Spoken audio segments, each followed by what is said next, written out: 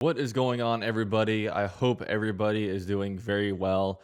Right now, there's really not a lot going on with the Jaguars right now. It's kind of the calm before a big storm that is coming because right now, as much as we want to project the NFL draft, as much as we want to project free agency, right now with this team, there are far more questions than answers. We do not have a head coach right now.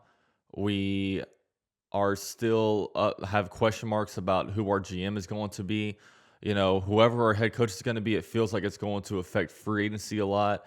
If the Jaguars get Byron Leftwich, maybe Chris Godwin is an option. If we get a defensive coach like Matt Eberflus, and we really have no idea what the offense is going to look like because then all of a sudden we have to start waiting on, okay, who's this guy's offensive coordinator going to be? What is our offense going to look like? And yeah, like I said, we don't even know what our offensive scheme is going to be right now. So we're kind of in waiting right now. So I really wanted to take a moment to kind of review 2021. Obviously, it was I would like to say up and down season, but there were really very, very few ups. You know what I mean? There was not a lot of ups. It was mostly downs, really from January all the way until December. And it's crazy because this is the Jaguars in 2020 had a 1-15 season, and it was the most hype off season ever for a lot of different reasons. But let's go ahead. I want to take us before 2020. I want to take us back to the seasons that led up to 2021. In 2017, obviously the Jaguars made their AFC Championship game run. The Jaguars put together an exciting team. The offense was led by Leonard Fournette, who was a 1,000-yard rusher, but it was mostly the defense. The defense was the identity of the team. We were Saxonville. We were getting sacks, turnovers. The defense was getting touchdowns. It was quite a crazy year. And obviously, the Jaguars fell short. The Jaguars were up 10 points on the New England Patriots in the fourth quarter before just a complete meltdown when the Jaguars coaches wanted to protect the lead and did not want to be aggressive at all and just wanted to sit on the ball and play prevent defense against Tom freaking Brady. So that happened then. 2018, they pretty much brought everybody back. The whole entire starting defense was back. They brought back a lot of players on offense, and they wanted to use that same formula to win. But it's a hard formula to win with because going into games saying, okay, we have a mid-tier quarterback, we're going to rely on Leonard Fournette in the run game, and we're going to rely on our defense to keep scoring touchdowns. And going into games and seasons saying like, look, we can project our defense, we'll get 10 plus touchdowns. That's hard to do because the defenses are very opportunistic, and it's hard to rely on them to be able to score points. It's a hard formula, you know what I mean? So, and obviously, it did not work. The very first game, Leonard Fournette had a hamstring tweak, and he was out most of the year, and that put our offense in shambles because the Jaguars really just with that offensive attack, it relied heavily on Leonard Fournette, and it was not a good formula for us. And then after the season, double-digit loss season, and then the Jaguars decided, okay, let's bring most of these guys back, but we need a new quarterback. So they brought Nick Foles into the fold, which, much like Leonard Fournette the year prior, Nick Foles got hurt week 1 against the Chiefs, and then Gardner Minshew was kind of thrust in there. So the Jaguars, again, double-digit loss season. Nick Foles was a terrible investment, and it just flat out did not work out. Then 2020 happened. We were sitting back and wondering, okay, what do we have left of this team? You know what I mean? We have limited talent. I mean, we had talent, but it's like, okay, but what are we going to do with this talent? Can we really take this team to the Super Bowl? The Jaguars decided they could not, and after trading Ramsey in 2019, they had a couple first-round picks for the next couple years, and then, he was gone, and then they traded Ngakoue, they traded Calais Campbell, they traded away Nick Foles, and then they cut guys like A.J. Boye and Leonard Fournette. And then all of a sudden, come April or March of 2020, we were already talking about Trevor Lawrence. 15 months before the following draft was going to happen, we were already talking about, is this team tanking for Trevor Lawrence? The season started, we were 1-0. We beat the Colts. We're like, hey, maybe we have a decent team. But of course, a 15-game losing streak occurred after that. And it was not until December 2020 where the Jaguars actually possessed the number 1 overall pick. And that was the day that the Jets beat the Rams. It's a legendary day. It will go down in Jaguars history as a magical day because we locked up Trevor Lawrence essentially. So going into 2021, there was a hell of a lot of optimism. You know what I mean? Because we knew that, first of all, Dave Caldwell was gone. Dave Caldwell had been the GM since 2013. He was gone. Doug Marrone was gone. He had been with the Jaguars organization since 2015 as an offensive line coach. He was elevated to head coach after the 2017 season. And then Todd Wash was also gone, the defensive coordinator. He was with the Jaguars since 2016. Actually, no, he was a defensive coordinator for the Jags since 2016. So for the first time since 2013, it felt like the Jaguars were finally going to do a full reset. So no GM, no head coach, and we knew Trevor Lawrence was on the way. So we were like, man, this is what a golden opportunity for the Jaguars. And honestly, it was a historical opening. It was a generational opening. First of all, you had a GM coming in who has a lot of cap space, so very flexible with that. And you also have 2 first-round picks, 2 second-round picks, 2 fourth-round picks, the number 1 pick in every round of the draft. You had a lot to work with. You had a head coach where, you know, their job was to essentially, look, you're getting Trevor Lawrence in. Now it's going to be your opportunity to be able to shape, mold, and coach Trevor Lawrence as he enters the NFL. And also the owner, Shad Khan. I know as fans, a lot of us can't stand Shad Khan just because he's a hands-off owner. We question how much he wants to win. But at the end of the day, I think Shad Khan, from a GM and head coach perspective, I think he's a great owner because, look, he is hands-off. He's not going to meddle around with different draft picks that you make. And, you know, he's going to let you do your job. You're not going to have a micromanaging owner. You're going to have a guy that trusts you. You know what I mean? And so you had that. So like I said, generational opening. And what happened in January 2021? Shad Khan completely dropped the bag. 100% dropped the bag. And it all started with the Urban Meyer hiring. January 14, 2021, Urban Meyer was hired. And when Urban Meyer's name was starting to be thrown out there, we didn't have to do much research. Like, we didn't have to go, like if Matt Eberflus gets hired as a Jaguars head coach, we're going to have to look up, okay, who is this guy? Where did he come from? What's his background? Everybody knew Urban Meyer. Everybody knew he was wildly successful in college, but he always had a lot of questionable things happening and left teams in questionable states. Obviously, if you're a Florida Gator fan, he left the cupboard pretty dry over there when he left that team. And then, you know, with Ohio State, he had different allegations, one with, you know, Zach Smith, when it comes to just the domestic situation he had with his wife and, you know, just some questionable character concerns. But Jaguar fans put this aside because we said, look, like, you know, we can bring in an asshole, whatever. We can bring in a bad guy.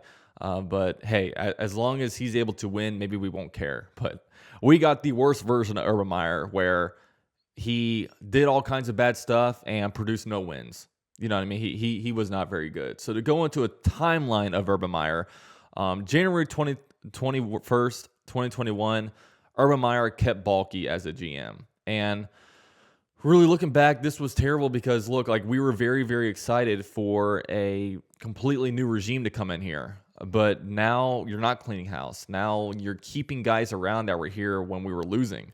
You know what I mean? So the Jaguars retained Trent Baalke. So now it's not a clean house. Now it's a situation where really only the head coach and the coaching staff kind of turned over. And obviously we all know the story behind Baalke. And now we've all especially been talking about Baalke the last month where, you know, he's still around helping find a head coach. So yeah, it's tough right now. So going further into Urban Meyer's timeline, on February 10th, he hired Chris Doyle to be a coach over here, like a strength and conditioning type of coach. And, you know, he had a very questionable background when it comes to racial issues with him and players at Iowa. March 19th, Urban Meyer was complaining about the way free agency worked in the NFL. April 29th, he drafted Travis Etienne, which the draft pick isn't all that bad, but he went out there and basically said, "Look, he was on our first pick. We wanted Kadarius Toney, but we settled for Etienne." Is essentially what he said, which you don't see head coaches or GMs really doing that. May 20th, he signed Tim Tebow to the roster. A move, I don't know. I thought it was kind of fun, but I can understand from a player's perspective where it's like, look, why are you giving this guy a chance? It's just a waste of time. And, it's one player out of 90 guys, but, I think just just the perception of it was just not very good. July 1st, the Jaguars organization was fined $200,000, and Urban Meyer was fined $100,000 for the just not following OTA rules. So by far the most in the NFL. They had violated OTA rules. And then the preseason happened, especially the Browns and Saints game where Urban Meyer was going crazy about losing. He did not know how to handle the preseason. He did not understand, not playing players and limited play counts and just how much do you open a playbook. Apparently he was just going on tirades. And then NFL Week 1 happened. And just hours before the opening game against the Texans, there was a report that came out that Urban Meyer was rubbing NFL vets and coaches wrong that have been around the NFL for a while, basically saying like, look, he just came in here, he knows nothing about the NFL, and the fact that this guy's running the show and trying to do these different things, it was rubbing players and people like that the wrong way. He was belittling coaches, which obviously got magnified several years later, kind of threatening to fire these guys and that they were just absolutely inept. And then, like I said, freaking out about the preseason losses. So he did not know how to handle the losing, even in the preseason. And then the actual losing to the Texans happened. And it was really put things in perspective that, look, the Jaguars head coaching job was the top, if not the top two, behind maybe the Chargers, top jobs in the NFL. And then you looked at the Texans, and they were probably the worst opening, with all of the Deshaun Watson stuff going on and limited draft picks. And Urban Meyer got put on a coaching clinic against David Culley. At one point, the Jaguars were losing to the Texans 34-7. It was terrible. Just a terrible, terrible game. And then fast forward to week 3, he told Vic Fangio that every week is like in the NFL is like playing against Alabama, which obviously he got made fun of a lot. Jaguars essentially the next week go 0-4 to start the season. A very critical time, the first quarter of the season, that defines the rest of your season, and the Jaguars were in an 0-4 hole. That was a Cincinnati game, Thursday Night Football, and we all know what happens after that. The video came out. The video of him and the girl at the bar. He left the team behind in Cincinnati while he stayed in Cincinnati. The team got on the plane, and then the video came out. He went out and apologized for it. And then another video came out where he had to apologize for the bad apology. And he was just, he dug himself into a big hole. And then another report came out on October 5th that Urban Meyer has lost the locker room. Nobody took him seriously. And then from this point on, really the sketchy press conferences came out where it was like, dude, this guy does not know what he's talking about. You know what I mean? Like, he was getting players' names wrong. He was like, I don't know. Oh, you're going to have to ask this guy. He just did not have a sense of what was going on inside with his own team. He took no ownership when all of the walls around Jacksonville said, own it. You know what I mean? He took no ownership for what was going on. And then November 28th came the benching of James Robinson, which he'd never benched anybody before. Then the one guy you bench is James Robinson, who is like the least likely benchable candidate on the team. And he started playing freaking Carlos Hyde over him, which is a very unpopular name in Jacksonville, given his 2 stints in Jacksonville. And then December 11th, the report came out about him calling himself a winner and other head coaches losers. And the fight with Marvin Jones, a bunch of crap like that came out. December 13th, him saying the embarrassing quote that, look, Cisco is getting better. He's getting more playing time. And then it came out that he got 0 snaps on defense. So he didn't know that. December 15th, the Lambeau situation came out where he kicked Josh Lambeau.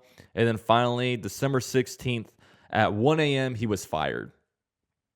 Like, I really hope that we can look back on this in like 10 years when the Jaguars are successful making the playoffs, and we can just be like, man, that really happened. 2021 actually happened where we brought in Urban Meyer and all of this crap happened to our team. It's unbelievable some of the stuff that occurred. So now the Jaguars are without a coach. And, not digging too much on Urban Meyer. We all know the story about him. Let's just, I guess, kind of drop him from the situation. The big thing was Trevor Lawrence. Trevor Lawrence over Urban Meyer was the biggest reason for optimism for the Jaguars. And Trevor Lawrence did not have a very good season. 59.6% completion percentage. He threw for 3,600 yards, 12 touchdowns versus 17 interceptions. There was a point where he had only thrown one touchdown in an 8-game span. It was not a good year for Trevor Lawrence. Now, the thing that was working against Trevor Lawrence is that his surrounding was very bad. Obviously, dysfunction at the coaching level, which obviously when your head coach doesn't know what he's doing, a lot of times that really trickles down. The offense was bad, from a bad wide receiving core to the protection was not very good. The offensive scheme was just terrible when it comes to just what they were trying to do with the offense. And especially when James Robinson went out and the running game disappeared, that's when this offense had nothing to lean on from that point. And Trevor Lawrence, some of his weaknesses were exposed. He had problems reading the field. He was definitely feeling uncomfortable in the pocket because oftentimes when he dropped back, he knew he was going to get hit pretty quickly. He didn't connect with his receivers very well. Some of these, sideline throws, back shoulder throws, some of these timing type of throws, oftentimes they never worked out. The only person that seemed like it would work out with is sometimes Marvin Jones. But other than that, like Chenault, they were on completely different pages. Taven Austin, some of these just, revolving door of wide receivers that would come in. Just, it was never very good. And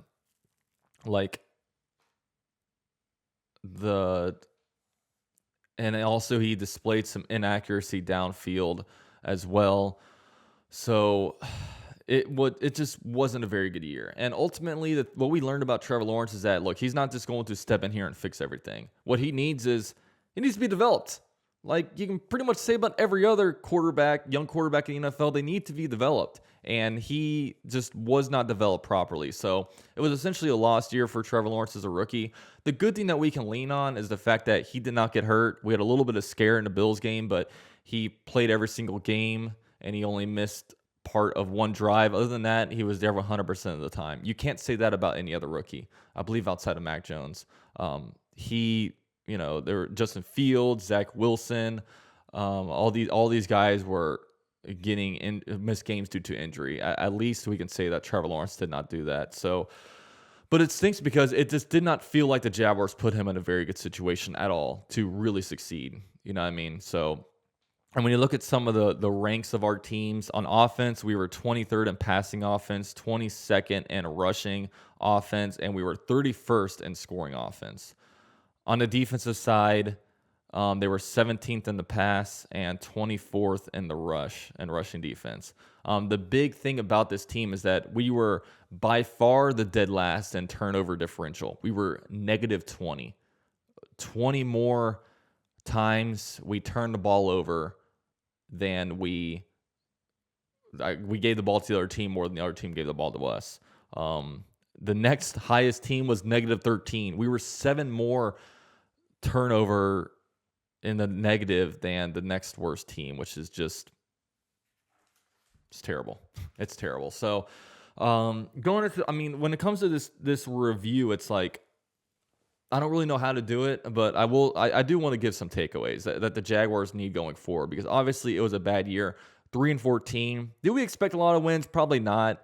But you look at the situation, like if you look at the Lions went 3-13-1, but that was a lot better than ours because they showed improvement. They showed that the players bought into the coach, and they were just, also lacking some talent. It feels like we have more talent than them, and we also hopefully have a better quarterback than them, but it just felt like a lost year when it comes to all the dysfunction here. So some things that need to happen. We need stability at the top, which is why the whole fire Balky movement has gone into effect, because it's like, okay, we've heard guys like Miles Jack come out there and say, "Look, we need less dysfunction. There's a lot of dysfunction on this team, and we need better than that." So it comes with stability at the very top because obviously, the message and the everything is developed at the top, then it trickles down. And right now, it does not feel like Balky is the right guy. So Jaguars need to have a head coach that can come in here and help fix that. And we'll see what happens with Balky. There have been times where GMs have been fired after a draft. It worked out pretty well with the Bills. It worked, and I wouldn't say it worked out, but the Jets also did it a year or two ago. So, yeah, you need that. You need stability at the top. You also need a coach that comes in with a clear direction for number 16 for Trevor Lawrence, and that's why a lot of people favor an offensive coach. I know me personally, I like an offensive coach, but I really, at this point, offense, defense, young, old, black, white, I don't care. We just got to bring in the right guy.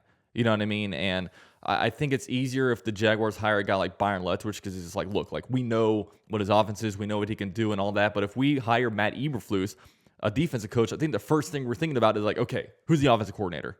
You know what I mean? It's not a very, satisfying hire because then all of a sudden it's like, okay, we have this guy. All right, who's going to be the OC? We're searching all around for that. So, but the coach, we have an incredibly great asset on our team, one that we've never really had before.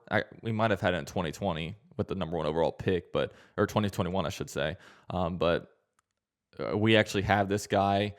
We did not have that guy in 2013 when we hired a guy like Gus Bradley. So, yeah, the Jaguars, whoever comes in, they need to have a clear direction for what their plans are for him when it comes to maximizing not only Trevor Lawrence, but Trevor Lawrence on a rookie contract. Because right now, he's not having a big hit on your books. So it's time to, put a team around him and move forward from there. The Jaguars need more elite talent. I think we have a bunch of good talent. I think guys like, Tyson Campbell are good. James Robinson is good. Miles Jack is good. But the Jaguars need that complete game changer. I mean, you look around, look at some of the teams that are left in the NFL or in the playoffs right now. Devontae Adams, he's an absolute game changer. Nick Bosa, absolute game changer. The Jaguars have some good guys, but we don't have a lot of players that it's like, boom, they have this guy. We have to, make sure we take him out of the game. And when they try to take them out of the game, they can't because they're too much. They wreak too much havoc. The Jaguars need to find stuff like that. And that's why a lot of people are like, oh, trade back for the number 1 overall pick. And I'm a little more hesitant because I'm like, look, you have your choice of anybody in this draft. You don't have to take a quarterback. You can take anybody you want. Time to get elite talent on this team instead of saying, no, we're just going to trade back. We'll get a couple good players and we're going to it's a huge move of what we do right here. So take the best guy. If there's a guy that you see as a Pro Bowl potential Hall of Famer, you go out and get them. And there's also big time question marks on the offensive line. The Jaguars could have a 100% turnover from our 2021 starting offensive line to the 2022 offensive line. Cam Robinson was the best offensive lineman for the Jags in 2021, the best and most consistent. But he was playing under a franchise tag. What do we do with him? Walker Little, you invested a second-round pick in him. He needs to be on the field. He played pretty well. But how do you get him on the field? Can you do him and Cam Robinson at the same time? What do you do with right tackle Jawan Taylor? Linder, center is always injured. Left guard Andrew Norwell, he's probably out of here. He's just too expensive and not good enough. So what do you do? Do you move guys around? Do you sign Cam Robinson as left tackle? Do you move Walker Little to right tackle? Do you draft Evan Neal and place him at left guard? Sometimes I'm a little bit worried about drafting Evan Neal if he's going to be a left tackle because it's like, okay, how much better is he than Cam Robinson? You know what I mean? Is that gap big enough? And also, if you draft a guy like Aiden Hutchinson or Thibodeau, we don't really have guys like that. It's not like they're going in and replacing anybody. You're just adding a new piece over there. So that'll be fascinating to see what happens with the offensive line. Also, we need to figure out how to use ETN. You're seeing teams get creative with players nowadays, like Deebo Samuel for the 49ers. He's a complete X factor. I'm not saying the Jaguars need to use Travis Etienne like Deebo Samuel, but find a way where 2-3 years down the line, coaches and fans are saying, look, we need to get a guy we can use like Etienne. You know what I mean? So we can get creative with him, especially, I don't know how well either of these guys, ETN or James Robinson, will come back from injury. But if they come back and they're 100% of themselves, we need to find ways to get both those guys on the field and maximize both of their talent. Also, we need to bolster the pass rush, man. And it's tough when it comes to the pass rush because it's hard to find these guys in free agency. You look at it, and also honestly, the draft. The top 4 sack leaders in 2021 were all first round picks. 6 out of the 7 top sacking pass rushers were drafted in the first round. You know what I mean? And that's why it's hard for me to say, let's draft an offensive lineman over a defensive lineman, because it's like, these guys are so freaking hard to find, and you have the choice at really the top guy. So we're going to get to draft more later. I'm still pretty, back and forth with whether I want an Evan Neal or, Hutchinson or trade back. I'm still up in the air about it. I'm not definite. I'm just kind of throwing out those examples, but a lot of things need to happen with the Jaguars. Right now, far more questions than answers, which is what is so scary about this team. So, we'll see what we do. It's I guess it's an exciting time.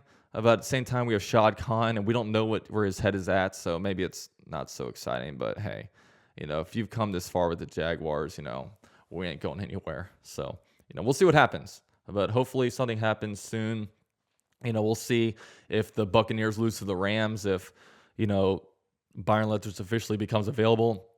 What happens with that? Maybe if they win, maybe Shad will get impatient and just go ahead and want to hire Matt Eberflus.